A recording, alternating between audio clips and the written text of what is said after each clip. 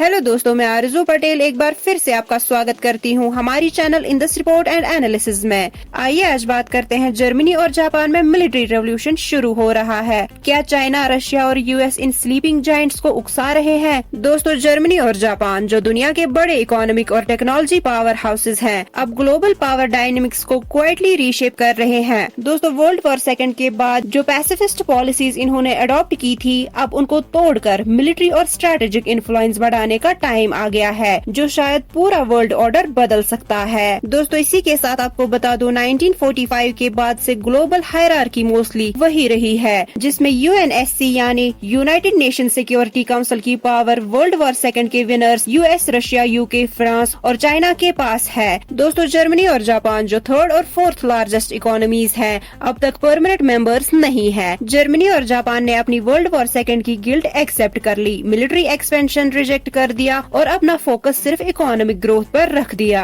1945 पॉट्सडम agreement और दूसरे treaties ने जर्मनी की डिसआर्मामेंट फिक्स कर दी, जबकि जापान के कॉन्स्टिट्यूशन का आर्टिकल 9 वॉर को पूरा रिजेक्ट करता है। दोस्तों, इकोनॉमिक डोमिनेंस के बावजूद मिलिट्री स्ट्रेंथ में ये नेशंस पीछे रहे। जर्मनी की आर्मी छोटी है, न्यूक्लियर वेपन्स नहीं है और एयरक्राफ्ट कैरियर्स भी नहीं है, लेकिन अब जियोपॉलिटिक्स बदल रही है। जर्मनी ने रशिया के 2022 यूक्रेन इन्वाजन के बाद अपनी मिलिट्री पर ध्यान देना शुरू किया। 100 बिलियन यूरोज का डिफेंस बूस्ट अनाउंस किया और 2% जीडीपी मिलिट्री पे स्पेंड करने का प्लान बनाया। जर्मनी का नाटो में रोल स्ट्रॉन्ग हो रहा है। जापान भी चाइना की मिलिट्री अग्रेशन, नॉर्थ कोरिया के न्यूक्लियर थ्रेट्स और रशिया की अग्रेशन का रेस्पॉन्स दे रहा है। दोस्तों, फॉर्मर पीएम शिंजो आबे ने मिलिट्री एक्सपेंशन पुश की, जिसने जापान की सेल्फ डिफेंस फोर्सेस को फॉरेन मिशंस में अलाउ कर दिया। दोस्तों, डिफेंस बजट हर साल बढ़ रहा है और 2027 तक जीडीपी का 2% डिफेंस में जाएगा। दोनों नेशंस अब अपने हिस्टोरिकल रेस्ट्रिक्शंस तोड़ रहे हैं, डिफेंस में इन्वेस्ट कर रहे हैं और मेजर मिलिट्री पावर्स बन रहे हैं। अगर ये ट्रेंड ऐसे ही चलता रहा तो जर्मनी और जापान का ये नया रूप पुराने वर्ल्ड ऑर्डर को चैलेंज करेगा